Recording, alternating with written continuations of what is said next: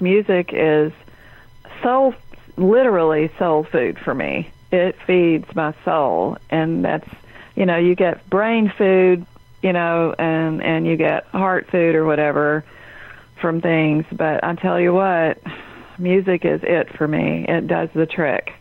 Hi, everyone, and welcome to the last episode of 2018 for the Better Each Day podcast radio show featuring Linda Nicole Blair.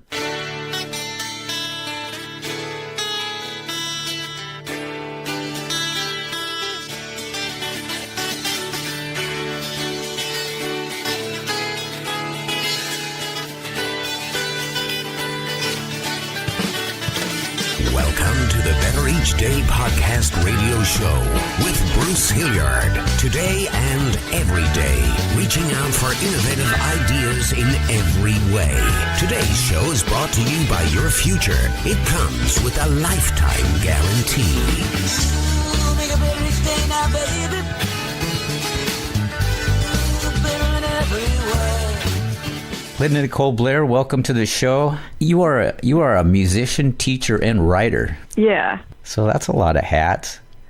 They all fit pretty well together. How was it's like a hat with it's a multicolored hat. How is it you got into music as a child? Or? Yeah, I started playing the piano when I was 4 or 5 years old. I don't really remember anymore. I just remember my brothers all play the piano, and my mother made them take piano lessons. And, we had a piano in our house from the time I was born, so I wanted to be like my brothers. So I would climb up on the piano bench and try my luck. Could you reach the pedals? Oh, no. I still can't, no. But then you got into guitar. Yeah, I started playing the guitar.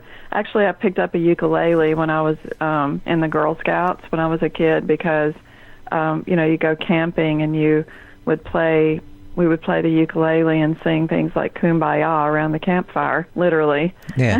So I started playing the ukulele, and then I never picked up a guitar seriously to start playing it until about, I don't know, probably 10 years ago. So I guess I just wanted to do it.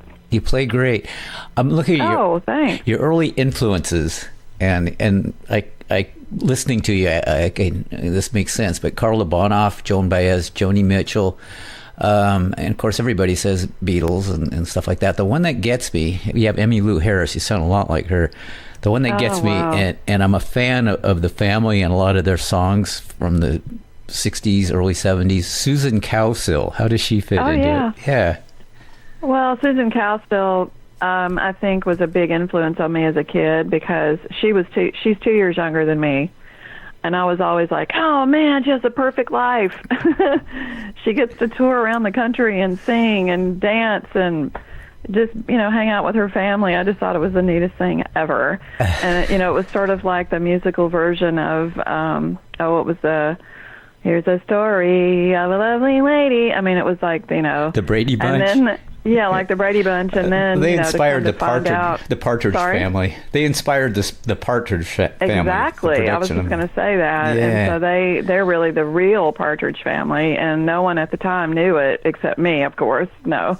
But I've always just had a lot of admiration for her. And she is an incredible songwriter. She's a great songwriter, as it turns out. And she's been making new songs, writing new songs most of her life. And so now she and her brothers, two of her brothers, tour. She's also been in other bands. She worked with Dwight Twilley. I mean, she is quite the amazing musician on her own, in her own right. So she's been a huge influence on me and just really inspirational. She did a cover of Don't Worry Baby by the Beach Boys. Oh, Brian Wilson's song. That's really good. I've listened to it probably 50 times. And she has the most beautiful voice. Yeah. Yeah, I think she exceeded really what the Family did. Oh, yeah. Well, and I think she has inspired her brothers to keep making music, and then her older brother, Bob and Paul they're the two that tour together. The three of them tour together. And her brother, Barry, was drowned in Katrina. Yeah. That was pretty sad. But anyway, I know you don't want to talk all about that, but just she has been a big influence on me. Oh, I have the ability to edit anything out that I want. So. Oh, well, okay. We can go off on any. I guess we're not exactly live here. Yeah. Sorry, I know. It just feels weird. I have lots of. Well, that's why I asked the question, because it's a human interest thing, and I'm kind of a closet cowsill guy. Are you really? Oh, yeah, good for you. Yeah. Good for you. I like all kinds of stuff. But, yeah, I grew up with them, too. And when I was learning to play guitar, I was learning their songs and stuff. And then I hear them interviewed later, just in the past few years. And they're saying the same things I was saying. They were listening to the Beatles, and they wanted to have hair like that, but their parents wouldn't let them do it. And it was very parallel stories. But they also got did you see the film that they made? Just a teeny bit. It really reveals sort of a tragic side of the family. Very sad, yeah.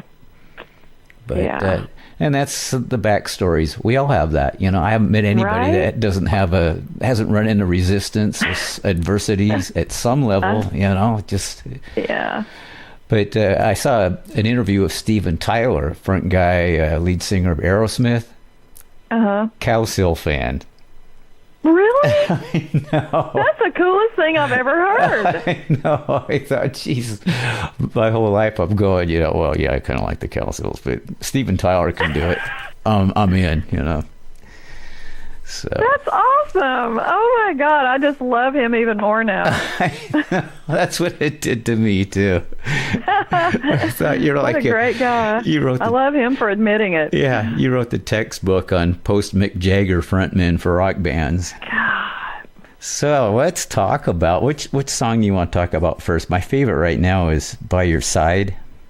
Oh, yeah. Yeah. A lot of people have told me, I've gotten some good feedback on that on Reverb Nation. I don't even know where that came from, honestly. I just, a lot of my songs just, I don't know. It's like I sit down with the guitar and I start messing around just with chords and rhythm and, thinking about, maybe I saw a story in the news, maybe I was thinking about, just relationships in general, and I don't know. I have no idea. Can we do this? I'm gonna start this line and you finish it. If wishes were horses, beggars would surely ride. Yeah. Where did that come from? Well, that old saying, if wishes were horses, beggars would ride. I stole that. Oh, okay. That's what I totally stole that, but I put surely in there because I wanted to kind of give it a little bit of, phrases better. Like an irony. There's a little bit of sarcasm in there. Oh, okay. Well, well, a few years from now, you can say it's original and nobody will know the difference. You can. It's an old saying, if wishes were horses, beggars would ride. And I just kind of I twisted it just a tad. How come I didn't know that? I don't know. Maybe because you didn't grow up in the South. I don't know.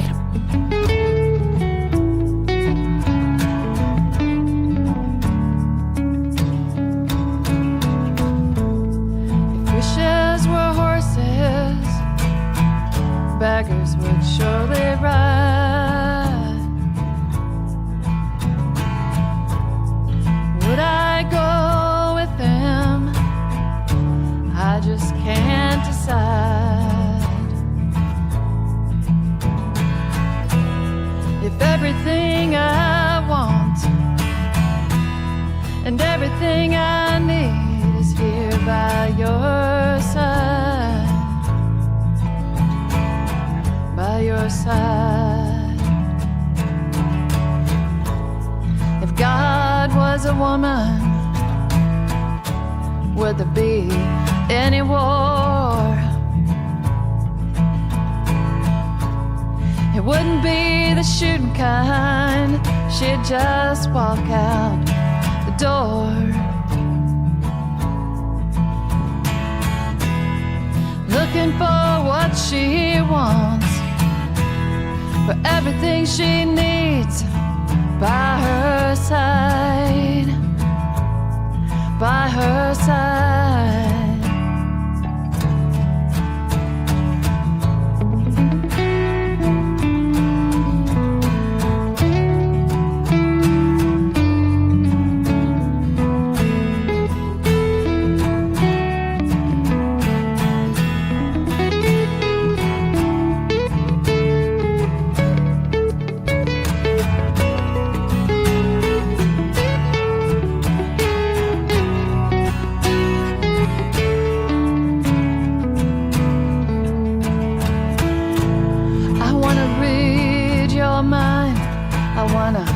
Memorize your heart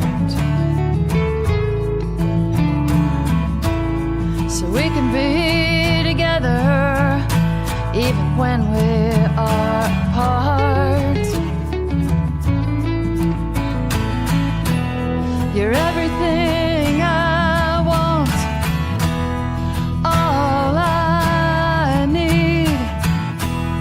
I want to be forever by your side, by your side, by your, by your, by your, by your, by your, by your side, by your, by your, by your, by your, by your, by your side. By your, by your, by your, by your, by your, by your side. By your, by your, by your, by your, by your, by your side. By your side. By your side.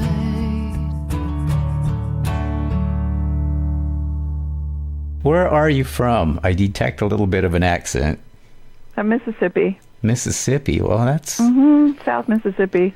I grew up in a little town called Laurel, which, if you look on HGTV, there is a show called Hometown, and it features Laurel, Mississippi. It's really cool. It's like one of those fixer-upper shows. Okay. And the people that run the show were brought up in Laurel, and they went away to college. They met each other, got married, and decided, hey, let's do a fixer-upper show, and let's base it in Laurel. What's the So it's kinda population? weird.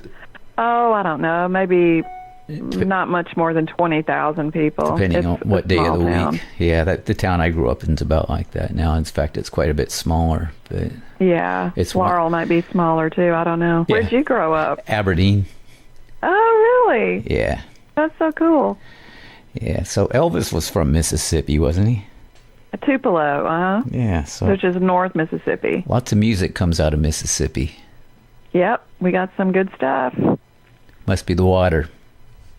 I don't know. I mean, I think I've studied literature as well, and I think, William Faulkner, obviously, and Eudora Welty. I mean, there's a whole bunch of them, but I think I've also studied the blues and the history of the blues and the culture of the blues and, the relationship between blues and rap and jazz and all that stuff. And I think, if you look at people who struggle and people who are being discriminated against or held down, or I think that they find ways to express themselves that go beyond their circumstances. And I think a lot of that music comes from slave days. The blues started in the slave days, and from my reading, I've kind of figured out that if it hadn't been for the blues, we wouldn't have rock and roll. Yeah. It's all connected. Yeah, you're not alone on that thought. And I think that theme holds true a lot to music, that a lot of good music comes out of oppression. That's right. And blues certainly did. And, of course, the guys in England got a hold of it and sent it back as British invasion, they called it. That's right. That's right. But it probably originated in your hometown. Oh, no, I don't think so. I don't think that's true. Do you have a process for writing songs, or they just kind of come to you out of thin air? Tough question, I because, think, well, it depends. It depends, because I think some of my songs are based on, like I wrote a song based on a poem by Emily Dickinson called Wild Night, and I just turned the song into Wild Night, which I sort of based my lyrics on hers, and I used some of, like 3 or 4 of her words in my song, but it's an original song. I mean, but I did that, and I've written a couple of others that are like in my second CD, I have a song called I Have No Answer, and I based that one on a poem by Edna St. Vincent Millay. So, I mean, there's, that kind of stuff. And then there's, like, I wrote Tennessee Honey. Yeah. Oh, my God. Where did that even come from? I think I was just, again, I was kind of messing around with, I wanted to tell a story. And so I thought of the phrase, Tennessee Honey, Mississippi Shine, like short for moonshine. Yeah. And I was like, And so I just kind of messed around, and I had several rough drafts of that song and then ended up with what I've got.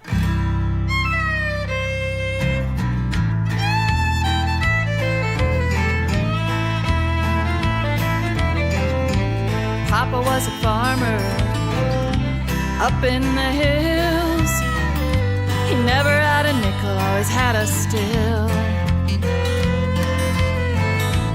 He could take a flower and grind it into gold. He built a little kingdom, but he lost his soul. Making Tennessee honey, Mississippi shine. He made a little money, drank away his time.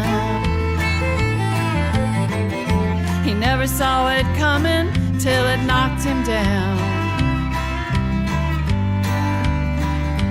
Tennessee honey, Mississippi shine.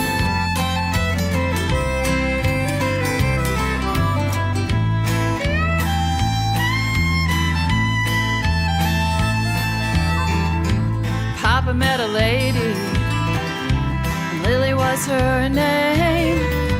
Lily had a wild streak Papa couldn't tame. He took her for the real thing, but she took him for a fool. And on the way to church, she took him to school. Tennessee honey, Mississippi shine. Well, he was making love, she was making time. He never saw it coming, 'cause it kicked him from behind. Tennessee honey, Mississippi shine.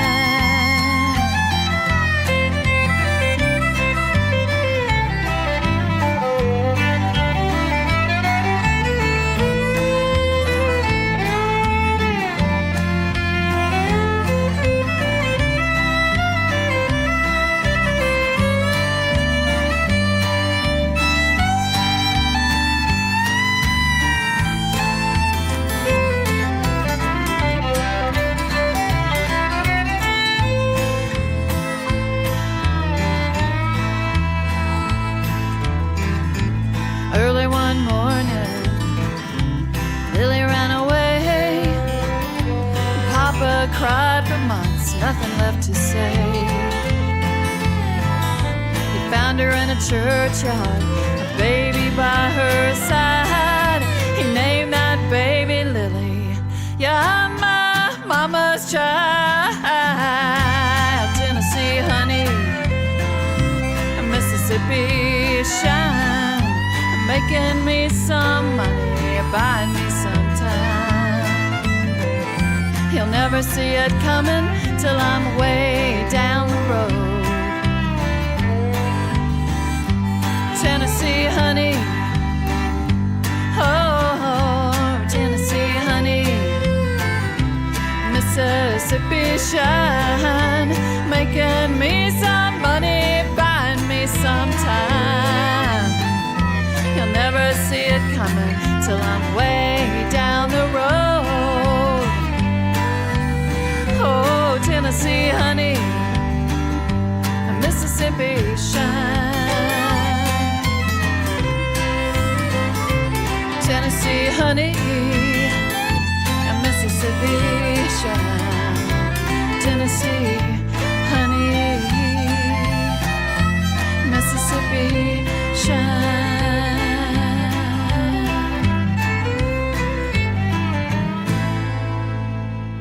So it kind of depends. I think sometimes I have an idea.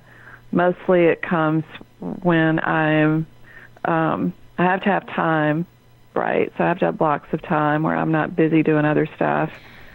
And then I just kind of sit down with my guitar and whatever happens to be. Sometimes I think what's been on my mind lately. Sometimes I have an idea for a song and I'll sit down and start messing around with chords and rhythms, and I don't know. It varies.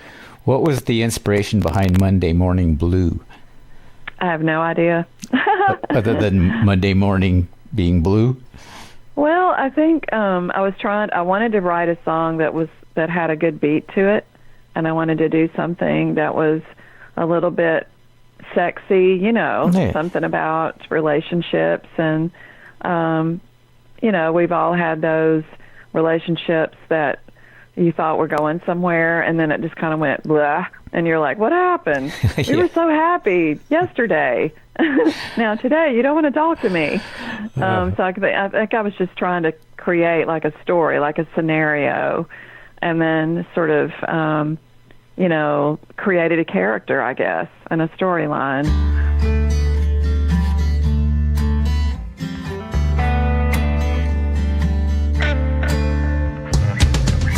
Monday morning, had no warning, said you were feeling blue.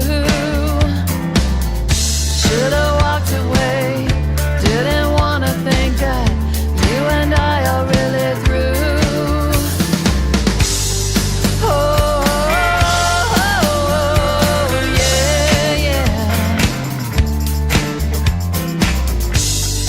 Oh, Monday morning blue.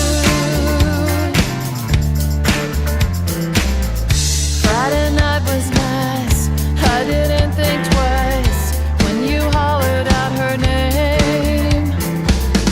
Should've walked away, didn't wanna see the ashes underneath the flame. Oh, yeah.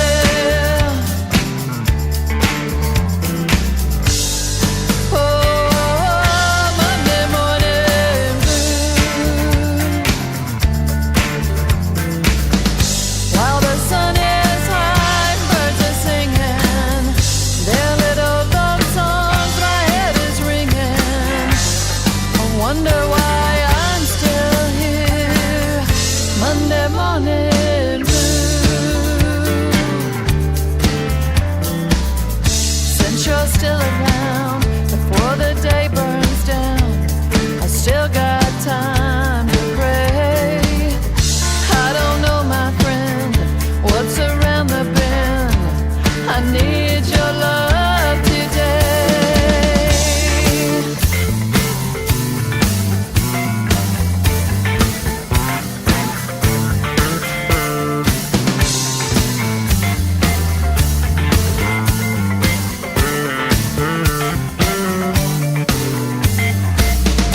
While the sun is high, birds are singing their little love songs. My heart is clinging to you. Why are we still here? Monday morning blue. Monday morning blue. Monday morning blue.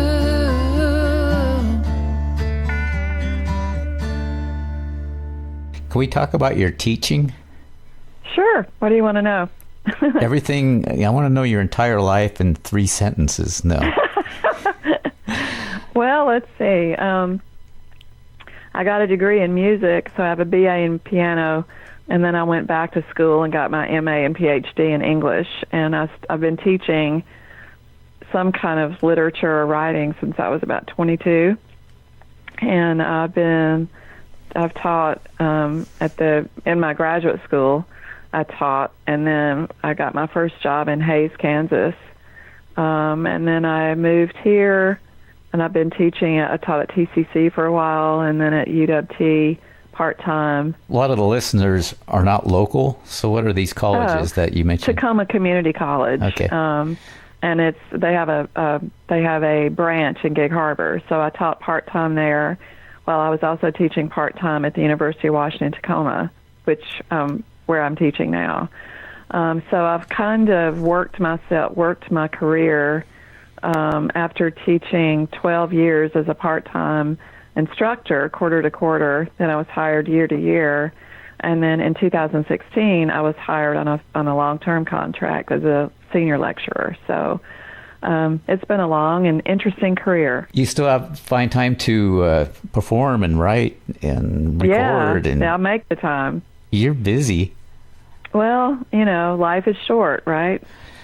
It gets shorter every year. Life is short, and I want to do as much as I possibly can, and have a great time doing it. And then when I look back on my life, I can go, hey, that was pretty fun. That have had an impact, because I think you've taught a lot of people, and your music is great. It's inspirational. Thank you. I really appreciate that. I'm just and I'm constantly writing. I write a song at least once a week, if not 2 times a week. I'll try to write something. And not every, as a songwriter, this is true. Not everything you write ends up being anything, but it's the practice of songwriting that's good, right? Because we learn from everything we do. So I record a lot of just what I think are kind of lame ideas, or I write stuff down, and years later I'll pull it back up, or I'll just think of it again, and it'll become something else. So right. I love that. It all kind of comes around again. But yeah, I think if I didn't write down some what seemed to be just menial, insignificant things, I'd forget them. So sometimes, right. Sometimes that's exactly right. One time I was in North Mississippi, and I was attending what is known as the North Mississippi Hill Picnic. And it happens every year north of Oxford, Mississippi. They have a place where they hold this big, huge concert venue for 2 days. It's amazing. And if you're ever interested, you should go. It is incredible. As part of the deal, you can pay a little bit extra and get lessons from the artists who are performing at the picnic. So Luther Dickinson was one of my teachers. So anyway, I was on the way to this workshop thing, and I thought of a song on the road to Memphis, and I pulled off the side of the road, and I had my cell phone, and I recorded just the verses that were in my head right then, and kind of an idea. Yeah. And then I got back on the road and kept driving because I was afraid I would forget it. So I love cell phones for that, because they have it's so easy to record stuff now. Yeah, some of the recordings I've recorded on just about anything that will record, and you listen back, and they sound like hell. What was that? But the idea is there. There's just enough to remind you of what it was, and of course you hope nobody ever hears the recording because it sounds like you were drunk or something. Right. That's exactly right. But if we didn't, I feel the same way. If you don't write it down, it's gone. And I sort of think about it like a kite in the sky, and when the wind catches the idea, when it starts to go, you got to catch it, because if you let it go and go, oh well, I'll get another one, you won't get another one. So that same idea is you gone. even think poetically, don't you? Do you have dreams of music? Paul McCartney says he thought of yesterday, the melody of yesterday, in a dream. Whoa. Well, he called it Scrambled Eggs because he hadn't made up the lyrics. So he sang Scrambled Eggs. Scrambled eggs. And later it turned into an omelet. Oh, I don't know. Oh, my God. That's amazing. I wish I could be that lucky. Music trivia. Oh, you're doing it. You just don't realize how you're doing. I think everybody's brain is this warehouse, but you have to figure out how to open the door, kind of, And sometimes, that's right. Sometimes, well, some people use drugs. I would never do that. That's just not who I am. No, that's leaving home and you might not be able to find your way back. Yeah, I'm not really into that. No, me either. I think writing every day is my key. I'm hearing that more and more. In fact, the last episode that I did was a woman. She lost her brother as a teen. He was killed in a bicycle accident. He was hit by a car when he was 13. She was 16. And she carried that around with her a long time. And it wasn't until she really got into writing and she wrote a book. That brought a lot of peace to her. And then she wrote songs. And yeah, it's the last episode that I published. And the songs are really good. She had other people play the songs and stuff, and you wouldn't know that it was a Jewish white woman that lives in Canada. That I don't know how old she is. I would guess close to 70. But the song is done by one of them. The song in particular was done by a black guy from Philadelphia. Cool. So you'd never guess who the songwriter was. It's like that is cool. It's like the librarian wrote a rock song or something. Good for her. I know. I thought that's really cool. But it because of the writing, is the point I was going to make. It really gave her some healing. Well, I think some people where I work probably think I'm a freak. You do what? Yeah. You play the guitar and you sing at clubs and you make CDs, and I'm like, well, why not? I feel the same. Everybody has their thing. I man. feel the same that people think that of me sometimes too, but I don't give it much thought because I think it's inconsequential to the history of the planet, and it's fun. Yay. But I also think everybody has it in them. They just don't do it. And I think if everybody was busy creating, there wouldn't be as much of the destruction in the world. I agree. There I go, being all philosophical, but that's what I do. No, I totally agree with you. I think, I try to use my music in my classroom too. I teach a class on literature and music, and I try to expose students to the fact that music isn't just something for other people to do. Yeah. You can do it too. You can write words. You can experiment with sound. And I've taught the class a couple of times, and every time I teach it, I learn something about how to tweak it and make it better. You're learning from the students, though. That's a good thing. Oh, definitely. Every time. Yeah. But I think you're right. I think everybody has the music. It's the most universal language, I think, that there is. And you don't have to be able to read, and you don't have to be able to play piano. Or that's what I get people, I can't read music. I try to tell most pop guys, those people don't read music. When I went to college, you probably ran into this. I majored in music as well. And oh, did you? Yeah, at WSU. Cool. I really played by ear quite a bit.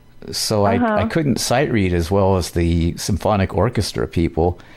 Yeah. But they couldn't write, and they couldn't play blues. Yeah. Until I met a guy named Jimmy Washington from Mississippi. Neat. Yeah, and he was I'm about 5'6". He was about 6'6". I'm about the whitest guy on the planet. And he was a black guy, and he talked like a guy from Mississippi that really had an accent. Cool. But when we played blues together, it was like we grew up in the same house. It was yeah. See, that's what I'm talking about. Yeah, it was just amazing. And we just looked at each other and laughed like, we were two completely polar opposite looking people, but we just communicated perfectly that way. And I don't know where I got blues. Off of records, I guess, because not a lot of people played it in the area I was growing up in. But yeah, you take the blues scale, minor third, minor seven, and throw it into a rock deal, and now you got a rock solo. So yep, you're going. That's it. I mean, and the thing is that the relationship between all of those different kinds of music, I've learned so much more about that since I started playing the guitar and hanging out with musicians. I love hanging out with musicians. Oh, I know. I've learned so much. Yeah. And I've learned a lot more about that. And I do think, I will say this about my own musicality or whatever. I am very grateful for the fact that I learned But I played the piano, and I learned all of that. I learned scales, and I learned all that because it really does help me when I sit down to do a song. I know the relationship between keys, and that helps me tremendously. And, a little bit of theory goes a long way. Absolutely. And in learning, this was a fellow student that told me this. He said, learn all those scales and then forget them. Otherwise, when you play music, it'll just sound like you're playing scales. And it's true. It's good to know all that stuff, but it has to become second nature, as you well know. I think so. And that's where the music comes from. You are in that you're very up, and that's one of the things that I like. If anything, people spend a half hour listening to the show, I want them to feel good and positive about things, because there are so many things out there that aren't now. And well, I would just add that music has been, how do I encapsulate this? Music is literally soul food for me. It feeds my soul, and that's, you get brain food, and you get heart food or whatever from things. But I tell you what, music is it for me. It does the trick, and I love music. I'm so grateful to my parents for all of the music education, for paying for all of the music lessons, for giving me that gift, because it is definitely, it's a lifesaver. It is. Couldn't have said it better. That's what it's all about, right? I think so. Thank you so much, Bruce. I'll let you go now. Okay. Well, thank you for your time, and enjoy your Saturday. Oh, you too. Well, I hope to talk to you again soon. Yeah. Talk soon. All right. Bye now. Bye-bye.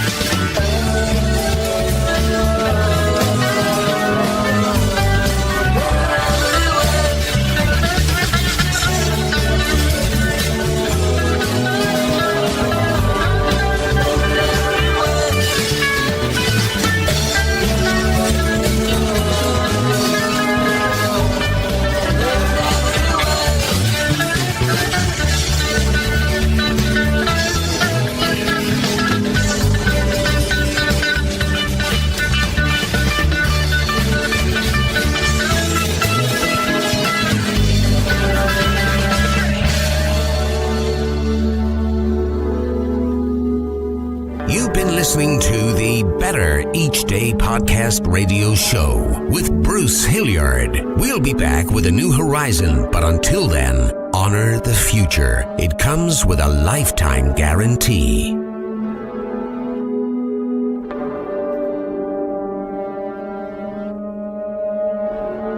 And we're all just trying to make the next day a bit better.